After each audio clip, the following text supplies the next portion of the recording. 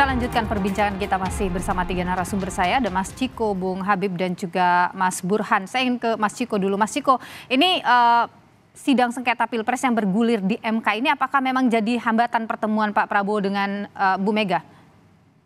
Bukan hambatan, ini kan memang prosesnya kita kan masih menjalani proses pemilu. Dan kalau kita harus ingat bahwa proses pemilu itu belum betul-betul selesai sebelum sidang di MK ini selesai dan ada keputusan bagaimana putusan ini menjadi putusan yang positif untuk tim Ganjar Mahfud atau sebaliknya. Nah kita lihat itu. Nah ini yang menjadi bukan hambatan sebenarnya, ini lebih ke arah bahwa masih mengikuti proses itu karena kontestasi ini belum 100% finish. Jadi setelah itu barulah saya rasa lebih tepat ada pertemuan antara Bu Mega dan Pak Prabowo, walaupun tentu pembicaraannya Tapi seberapa bisa penting sih pertemuan Bu Mega dan Pak Prabowo ini bagi PDIP?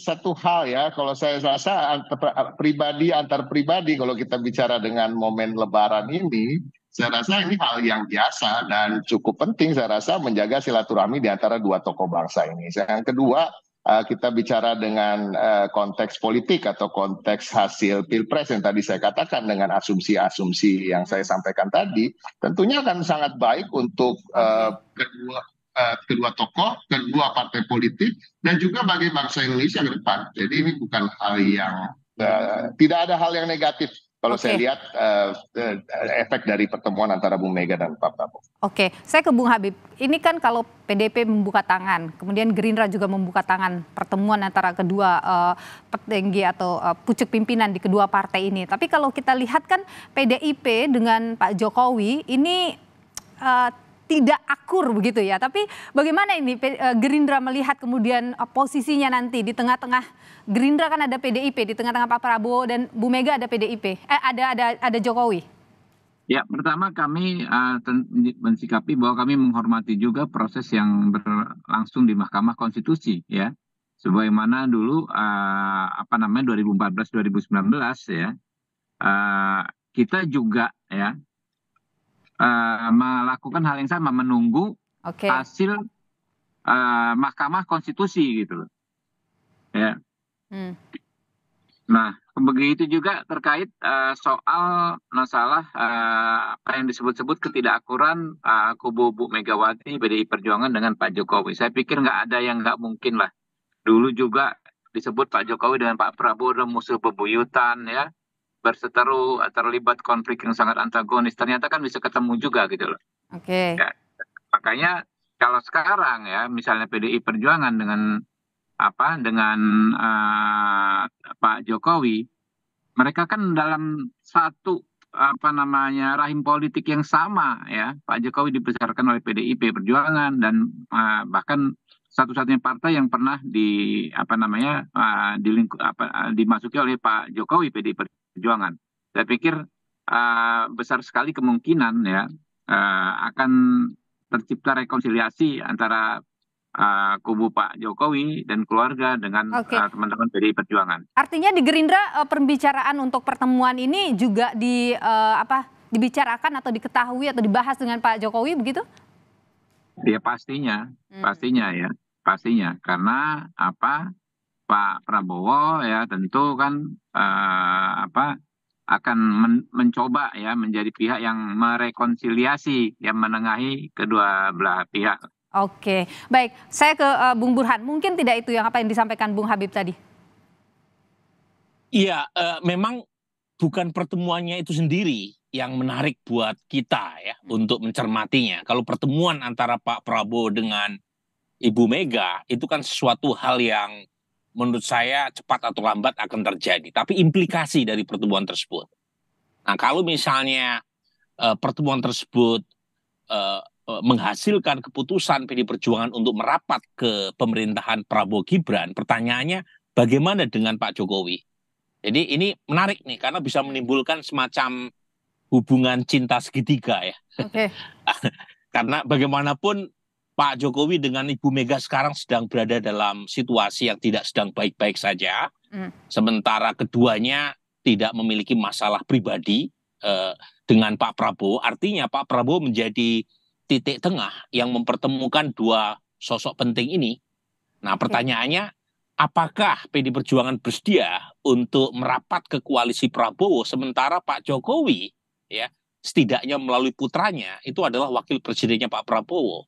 Dan yang kedua, bagaimana dengan sikap Pak Jokowi sendiri kalau misalnya PD Perjuangan merapat? Dugaan ya, kalau menurut saya sih Ibu Mega atau PD Perjuangan sulit untuk masuk ke dalam pemerintahan selama Pak Jokowi masih memegang peranan krusial dalam pemerintahan Pak Prabowo mendatang.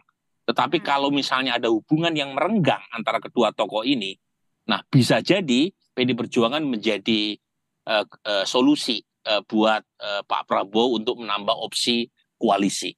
Jadi hubungannya itu sangat ditentukan oleh relasi antara Pak Prabowo dengan Pak Jokowi. Oke, jadi kalau misalnya seperti itu ada yang harus dikorbankan begitu? Bukan harus dikorbankan.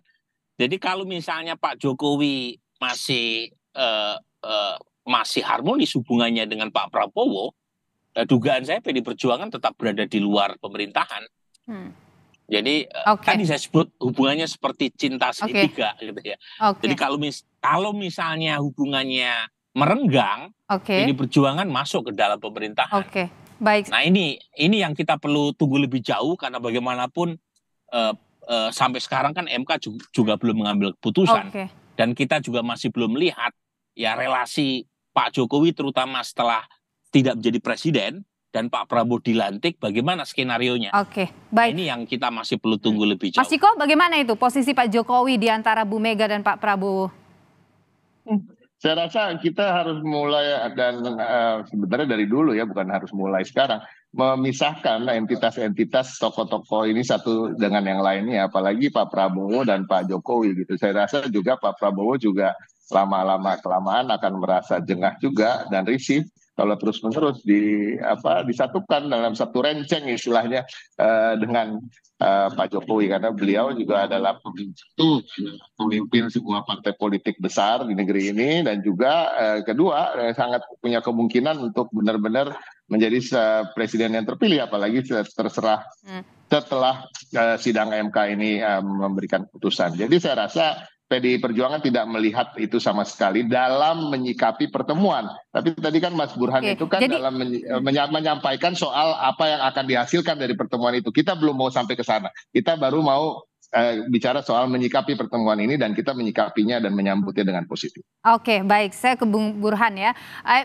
Ke Bung Habib. Bung Habib, jadi apa yang kemudian mau dibawa ini oleh Gerindra ke PDIP kalau memang pertemuan itu terjadi, rekonsiliasi yang Anda sebutkan tadi? Masih di mute Bung Habib, maaf. Ya, kita percaya bahwa elit-elit kita itu pada dasarnya hatinya semua sama, merah putih. Ya. Jadi apapun dinamika yang terjadi nggak akan terlalu lama membekas. Ya, kita punya banyak sekali pengalaman. Dulu misalnya Gerindra nggak pernah ketemu dengan PKS, ternyata bisa 2 kali kita pemilu didukung PKS, ya. Begitu juga banyak tokoh, misalnya Pak Jokowi, saya sebutkan lagi, ulang-ulang Pak Jokowi dengan Pak Prabowo nggak bisa ketemu, ternyata bisa ketemu kok. Jadi saya sih optimis, ya. Kalau saya sih optimis, karena frekuensi pemikirannya sama, kita pengen melakukan yang terbaik untuk bangsa ini. Ini bukannya sekedar omon-omon, tapi memang sudah tradisi lah di elit kita, ya. Kita kontestasi ala kadar, tapi bertemu lagi setelahnya. Tapi saya singkat saja, Bung Habib, yang mau ditawarkan ke PDIP apa sih dari Gerindra? Ya tentu, bagaimana kita bisa bersama-sama ya berpartisipasi dalam menjawab tantangan-tantangan besar bangsa ini, pengelolaan negara, kurang lebih begitulah. Detailing-detailingnya pasti masyarakat juga paham. Baik, saya singkat saja ke Bung Burhan kalau gitu. Bung Burhan, mengingat pertemuan ini terus berembus begitu, Anda berpikir mungkin hak angket nggak akan terjadi lah ini ya?